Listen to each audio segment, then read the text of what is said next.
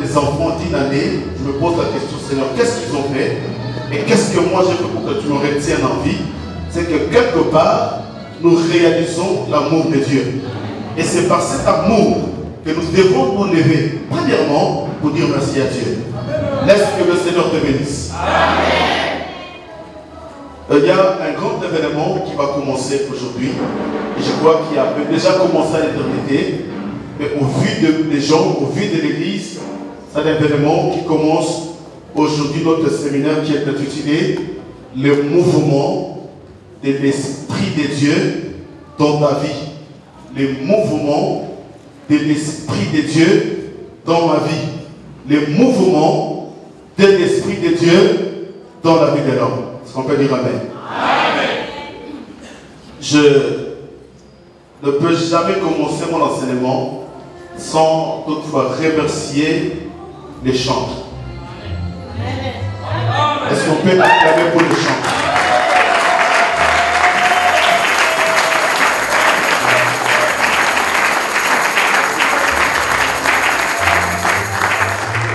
Amen.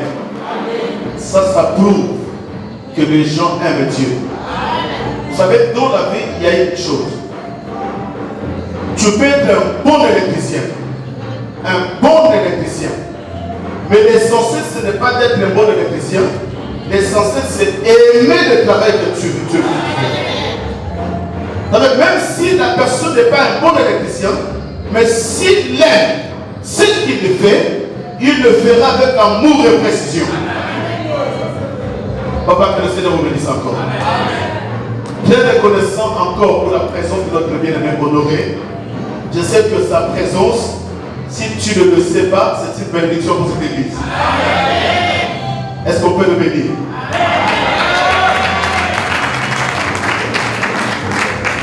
C'est le fils de la maison. Amen. Et je suis encore très reconnaissant pour la présence de mon frère Madou. Je peux te dire merci pour ta présence. Je sais que l'amour que nous avons dans nos cœurs, c'est cet amour qui témoigne réellement que Christ nous a aimés et nous devons aussi nous aimer. Avec toutes nos faiblesses, tout ce que nous pouvons avoir dans la chair comme étant des humains, mais nous nous disons néanmoins merci à Dieu parce qu'il nous a donné le temps de nous voir ce matin. Papa, que le Seigneur te bénisse. Nous allons nous lever pour lire la parole. Nous allons courir avec les tons.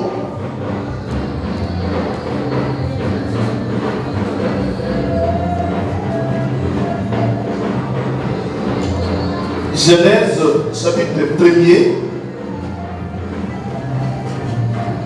du 1er verset au 11e verset.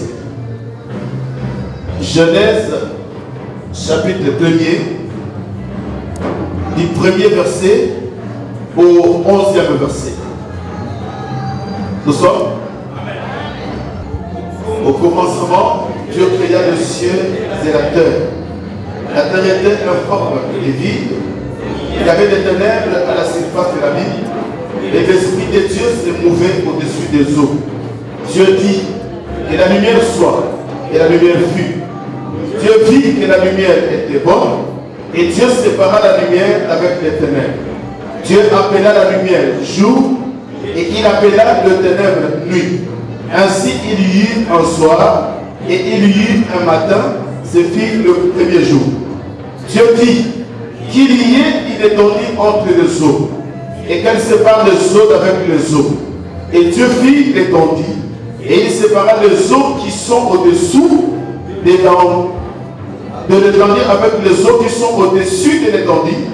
Et cela fit ainsi. Dieu appela étendue ciel. Ainsi il y eut un soir et il y eut un matin. Ce fut le deuxième jour. Dieu dit que les eaux qui sont au-dessous du ciel se rassemblent et qu'un seul lieu, et que le sec paraisse, et cela fit ainsi. Dieu appela le sec terre, et il appela la main des eaux mer. Dieu vit que c'était bon, puis Dieu dit que la terre produise la verdure, des herbes portant de la semence, des arbres fruitiers, donnant du fruit selon leurs espèces, et ayant eux leurs semences sur la terre. Et cela fit ainsi. Que le Seigneur bénisse sa parole. Amen. Non, je dis que le Seigneur bénisse sa parole. Amen. Nous commençons notre enseignement qui est très important. C'est pourquoi je demande à l'Église d'être attentif. Que nous ne soyons pas comme toutes les églises de Paris. Quelqu'un peut me dire Amen? Amen. Mais nous voulons être une église de Dieu. Or, une église de Dieu, c'est une église qui aime la parole. Non, je ne vous sens pas. Je dis, une église de Dieu, c'est une église qui aime la parole. Et voilà, notre thème, c'est le mouvement. Le mouvement de l'esprit. Je vais déjà commencer premièrement à définir ce qu'on appelle un mouvement, pour ceux qui écrivent, bien sûr. Le mouvement, un mouvement, c'est l'action par laquelle un corps se déplace d'un lieu à un autre. Mouvement, c'est-à-dire l'action par laquelle un corps se déplace d'un lieu à un autre. Le déplacement d'un corps qui était fixe. C'est-à-dire un corps qui était immobile devient mobile.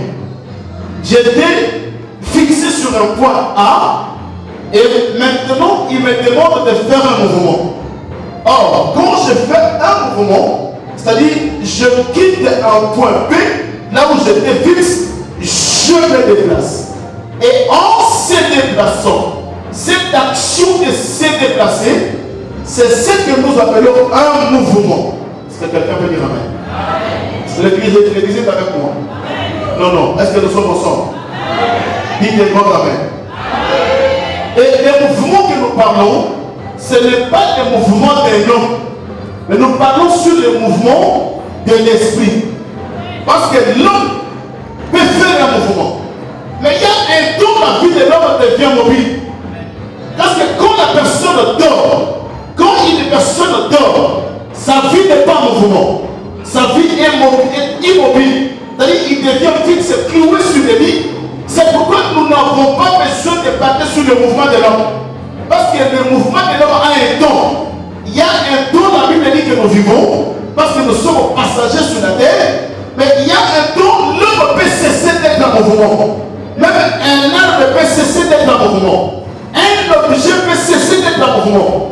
Mais nous voulons parler d'un homme qui a commencé dès l'éternité, qui était en mouvement, et son mouvement ne s'arrête jamais. Non, est-ce que l'église m'a compris? Nous parlons d'un homme qui a commencé premièrement, quand il sortait de l'éternité, il a commencé par un mouvement. C'est pourquoi la Bible dit qu'au commencement, la terre était informe et vide, mais l'Esprit de Dieu n'était pas fixe. L'Esprit de Dieu n'était pas immobile, mais l'Esprit de Dieu était en mouvement. Et la Bible dit que tel qu'il est, tel qu'il était, tel qu'il est, tel qu'il sera. C'est pourquoi quand il avait porté le corps et qu'il est venu sur la terre, il était un homme. Il mangeait comme un homme. Il vivait comme un homme. Il faisait des mouvements comme un homme. Et la nuit, il dormait. C'est pourquoi il avait dit à ses disciples, en tant qu'un homme dans la chair, je ne vais pas faire les mouvements tout sur le bateau et partout dans le monde. C'est pourquoi il envoyait ses disciples. Mais même ses disciples aussi, il y a un temps qu'il dormait. Parce qu'ils étaient dans la chair. Et il va promettre à l'église que pour que les mouvements ne s'arrêtent pas, moi je dois partir. Pour que les mouvements dans cette terre, sur la terre, et dans la vie de l'homme, et surtout, pour que les mouvements ne s'arrêtent pas à l'église, je dois partir. Voilà, il est avantageux pour vous, pas pour lui, mais il est avantageux pour vous que je m'en aille. Quand je partirai, je vous enverrai mon esprit. C'est pourquoi le frère Paul dit dans Galates que nous avons reçu l'esprit du Fils. Or, c'est le Fils qui parlait. Il dit, je m'en vais, mais je vous enverrai mon esprit. L'esprit du Fils. Et cet esprit n'est pas l'esprit de timidité, ni l'esprit de honte, ni l'esprit de peur, mais c'est un esprit de force qui est en train de prier à la paix. Et il continue. Il dit quand il viendra, il vous conduira. Voilà le mouvement. La Bible dit que quand il viendra, il sera fixe. Mais quand il viendra, il vous conduira. C'est que le mouvement est en train de le Saint-Esprit, par son mouvement, il est en train de conduire le peuple. C'est pourquoi quand Israël est sorti de l'Égypte, il devait se présenter comme une colonne. Son seul but était de conduire, de faire à Israël un mouvement. Alléluia. Oh, alléluia. C'est pourquoi une église de Dieu, c'est une église qui est en mouvement. Un peuple qui est en mouvement. Or, ce mouvement, ce n'est pas décliné. Mais le mouvement, c'est avancé. La Bible dit qu'il nous conduira vers. C'est qu'il a un chemin qu'il a destiné pour nous, pour nous conduire. C'est quoi le faire pour nous? Marcher selon l'esprit. Pour ne pas accomplir des désirs. Parce que la chair a ses désirs. La chair aussi peut te conduire. La chair aussi a un mouvement. C'est très important. Est-ce qu'on peut acclamer Dieu? L'esprit, le mouvement de l'esprit. Parce que l'esprit n'est pas un homme. L'esprit n'a pas la chair. L'esprit n'a ni l'os. C'est pourquoi le jour où, dans Luc, où les deux disciples qui marchaient vers le chemin de Maousse, la Bible dit que le Seigneur a apparu. Le Seigneur a apparu. Mais la Bible dit que les disciples croyaient voir l'esprit. Parce que le don de l'esprit n'était pas encore. Mais ils voulaient voir l'esprit. Le Seigneur leur dira, écoutez, non, ce n'est pas l'esprit, c'est moi. C'est moi, vous êtes en train de périr sur les noms, c'est donc là, c'est moi. Voilà mes mains, là où j'étais percé. Mais je ne suis pas un esprit. Parce que l'esprit n'a ni l'os, ni chair. Et il est en train de prophétiser que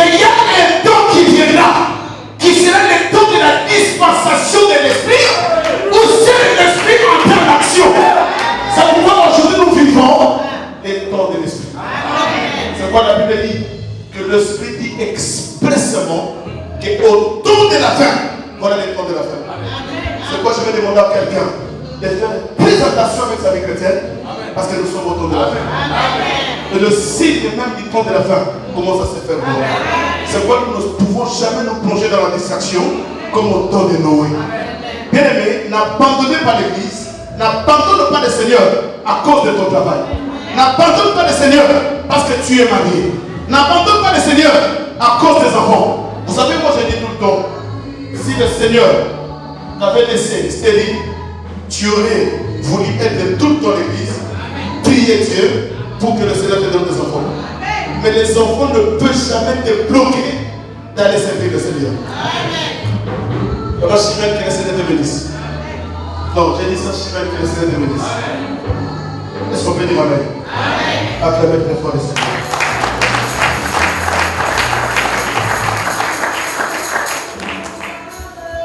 Vous allez comprendre ensemble avec moi.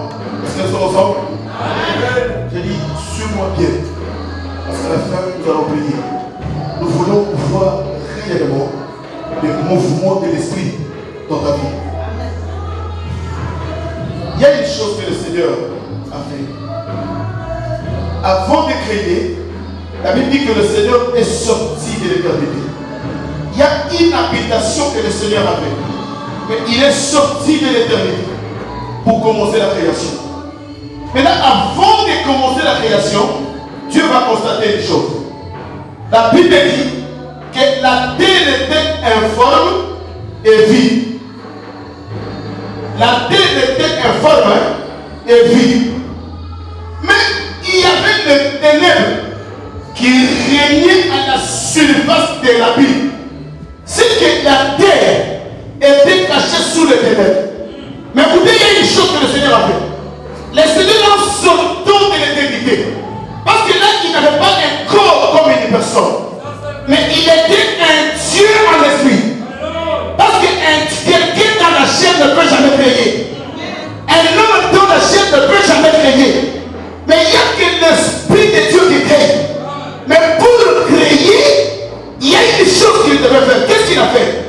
Comme le ténèbre régnait sur la surface de la Bible, la première des choses que le Seigneur a fait, il a percé les ténèbres et il est allé s'asseoir sur les eaux. Et il a commencé à faire un mouvement sur les eaux. C'est que pour que le Seigneur commence la création dans la vie de l'homme, il doit d'abord commencer à percer les ténèbres.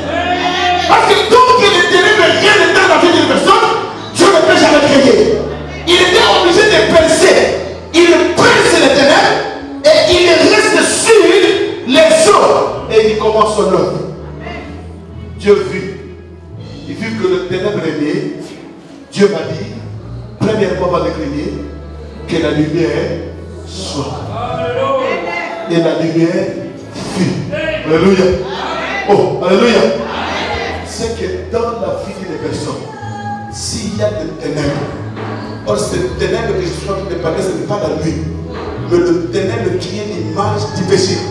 Si dans une personne, il y a une vie de péché, tu peux gêner, tu peux crier, tu peux chasser les démons, tu peux tout faire. Le Seigneur ne viendra jamais. Mais la première des choses, c'est que tu dois d'abord chasser le ténèbre pour donner la place à la lumière.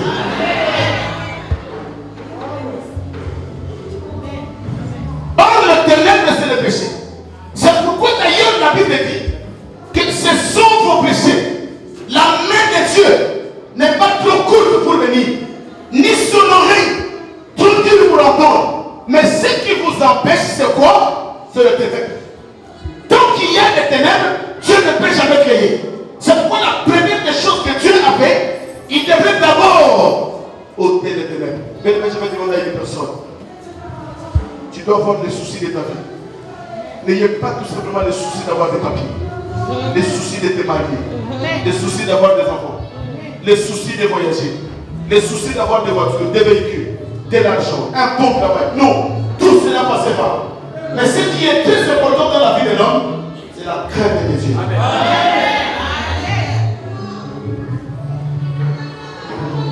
On peut t'offrir la nationalité. Mais le jour où le Seigneur viendra, il ne te demandera jamais si tu es défoncé. d'ailleurs, les Français n'entreront pas dans le royaume de Dieu. Même les Congolais n'entreront pas dans le royaume. Si tu es encore Congolais, je te déçois, tu n'entreras jamais dans le royaume. Parce que dans le royaume de Dieu, il n'y a qu'une seule nationalité. Cette nationalité, on l'a acquis. C'est pourquoi il dit à tous ceux qui l'ont reçu, il a donné le pouvoir de devenir. C'est que j'ai reçu la nationalité en croyant. Et c'est cette nationalité qui va me relever le royaume. Parce que c'est une terre qui nous attend. Mais avant d'accéder sur cette terre, tu dois avoir le passeport.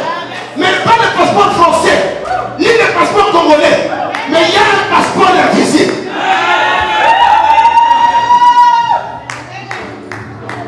Dis-moi un grand amen.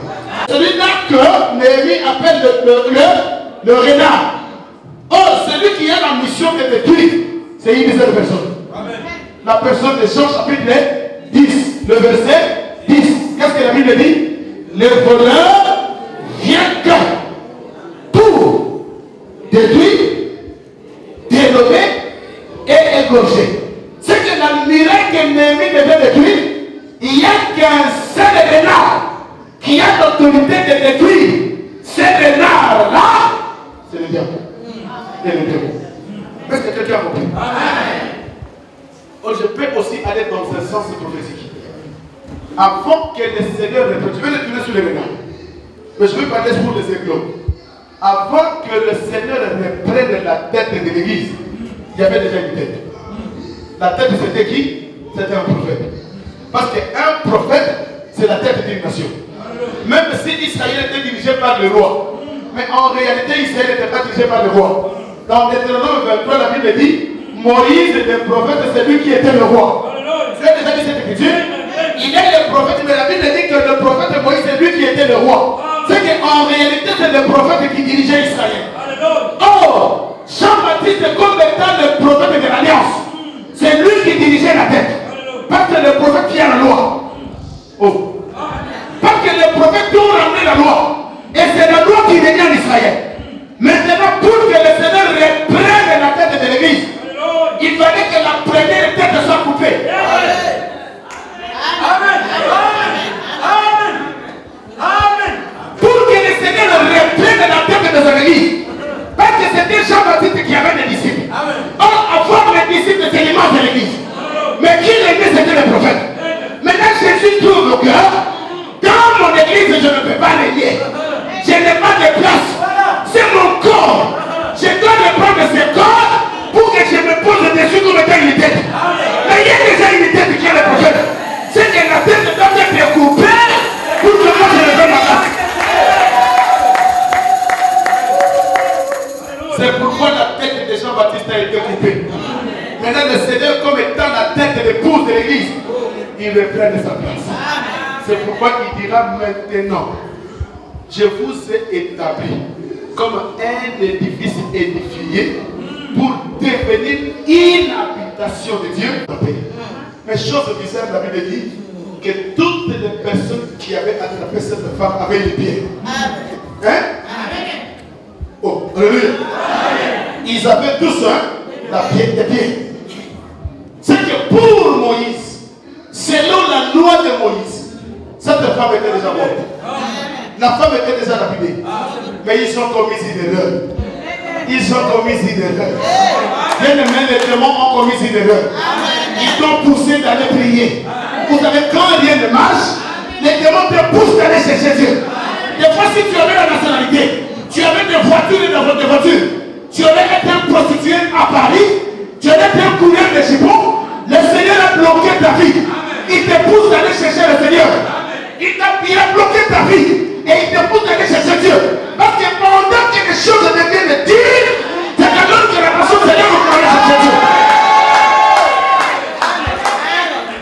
Pendant que les choses ne marchent pas dans mon foyer, c'est alors que je me lève pour aller chercher Dieu.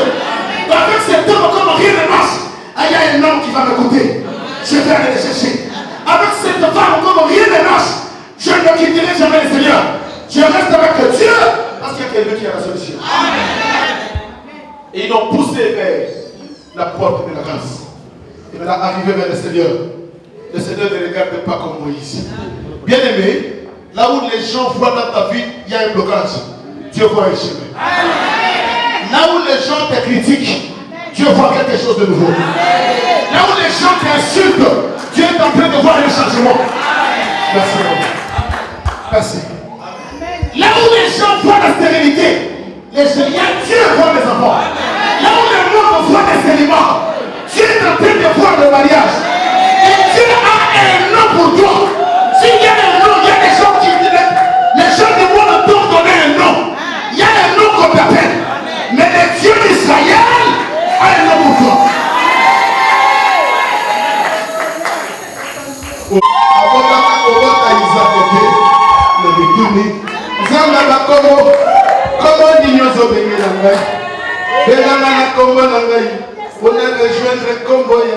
C'est quand le Seigneur me donne un nom, je vais faire le effort de rejoindre le Seigneur. Quand le Seigneur dit que dans le pays où vous enterrez, il n'y aura ni stérile, ni célibataire. Comme c'est le Seigneur qui a dit, c'est que c'est mon nom. Je vais faire un effort d'aller rejoindre ces noms-là. Mais je vais rejoindre ces noms en faisant un mouvement de la prière. Ne reste pas immobile.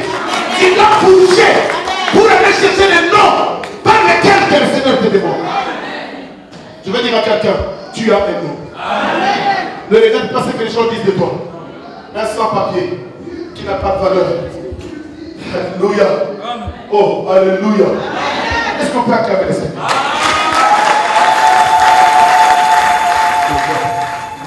À la recherche d'une nation. Je vais dire à quelqu'un, tu as une grâce. Parce que dans les mouvements de Dieu, le seul but qu'il est en train de faire, c'est de venir te chercher. Amen.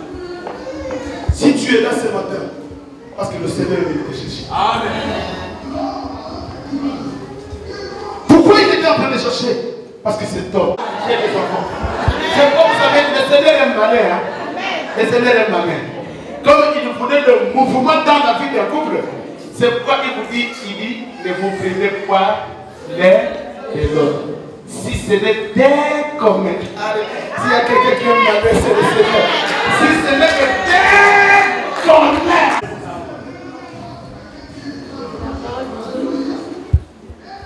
Ne vous privez pas l'un de l'autre. C'est que le Seigneur voulait, même dans la vie d'un couple, qu'il y ait un mouvement. Est-ce que quelqu'un a compris? Qu'il y ait un mouvement. Oh, j'ai mal au dos. Oui, mais si tu as mal au dos aujourd'hui et demain, après-demain, il y a un mouvement dedans. Il y a un mouvement. Non, mais c'est biblique. Il y a des choses, des fois, quand on le prêche, les gens voient comme si le pasteur. Non, Dieu a dit lui-même dans Genèse 4, Adam connut Ève sa femme. Dieu n'a pas dit honte. Adam connut Ève sa femme et il a enfanté un fils. Au nom de Caïn. Papa, Adam et Caïn et Abel, ils avaient la différence que vous avez. Hein?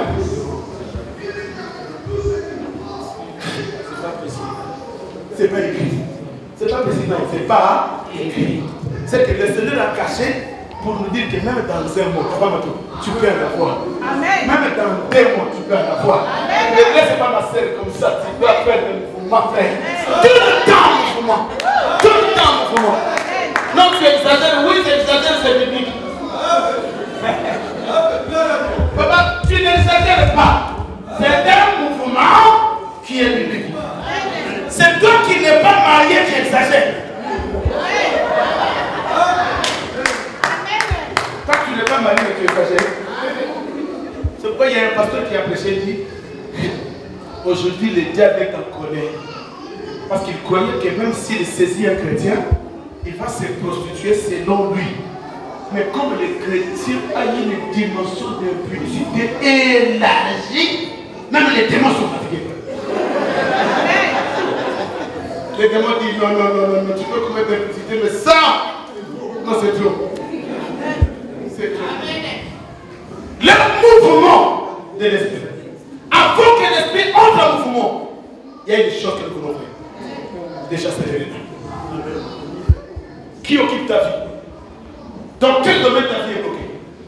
Il y a un renard qui a pénétré ta vie pour détruire ta progéniture, pour détruire ta vie chrétienne, pour bloquer ton mariage, pour bloquer tes enfants. Je veux demander à quelqu'un de se révolter. Non, je veux demander à une personne de se révolter.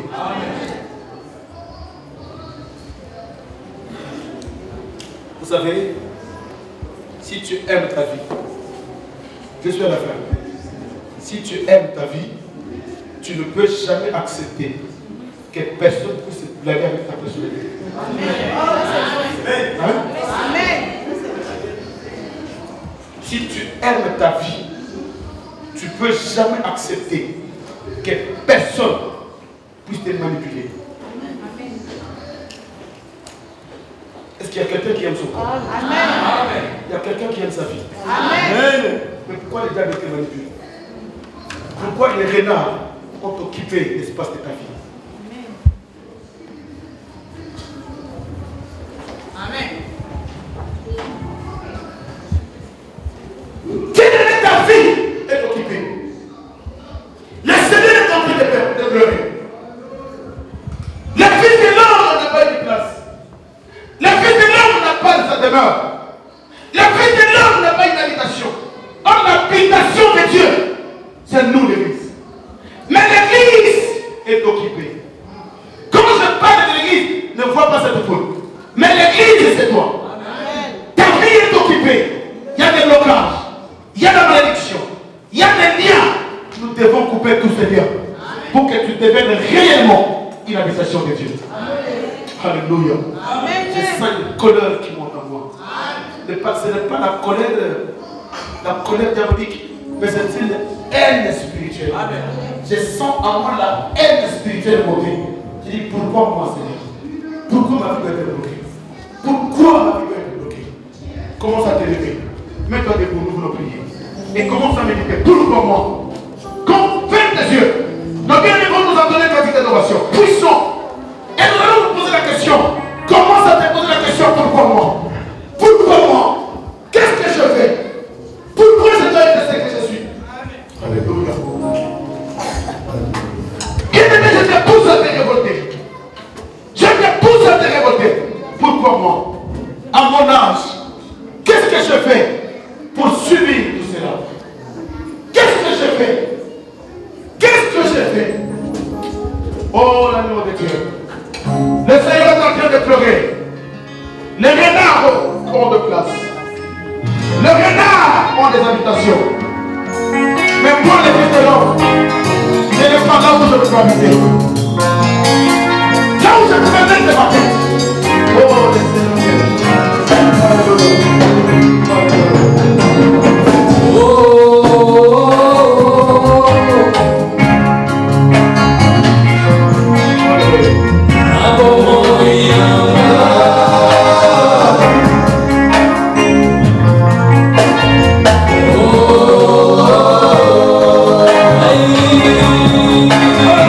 Yeah.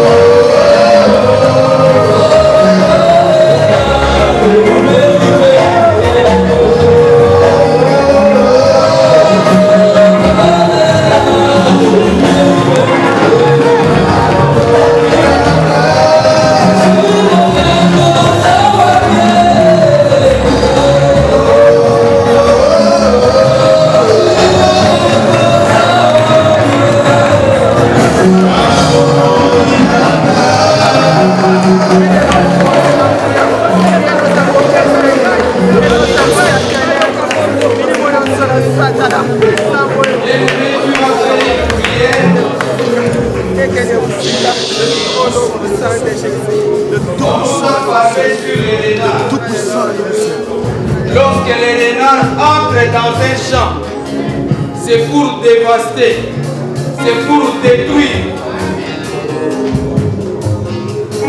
Ils travaillent catastrophiquement. Ils peuvent tout ravager, tout détruire. Je ne sais pas les renards dans ta vie, peut-être la maladie. C'est la maladie qui est venue ravager ta santé, ravager ta vie. Je ne sais pas si les renards, si c'est la vie de blocage, les blocages financiers, la souffrance, l'instabilité, je ne sais pas moi. Tu vas faire une prière, si c'est l'esprit de maladie. Tu vas faire une prière, si c'est la stérilité, je ne sais pas moi. Il y a quelque chose qu'on t'avait placé dans les bancs. C'est ça ton renard. C'est ça ton renard. Nous allons invoquer le fait de Dieu, l'esprit de la stérilité, l'esprit de maladie, l'esprit de blocage. Maintenant, au nom de Jésus, que le fait de Dieu puisse aller.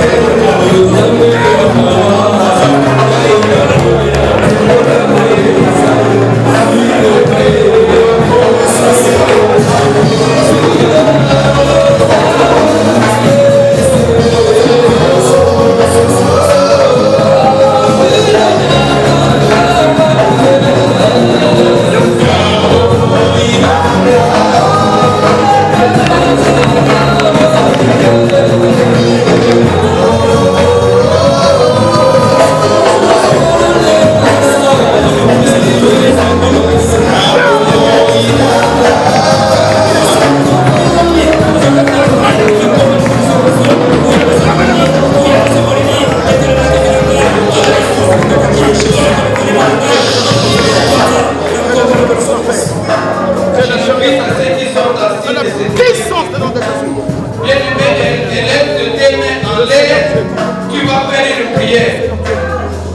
Le thème de ce séminaire, c'est le mouvement de l'esprit. Si le Saint-Esprit arrivait à traverser ta vie, beaucoup de choses vont changer. Tu invoqueras la puissance de Dieu. Tu prieras que le Saint-Esprit puisse te toucher aujourd'hui. Que la gloire de Dieu te donne aujourd'hui. Nous allons prier.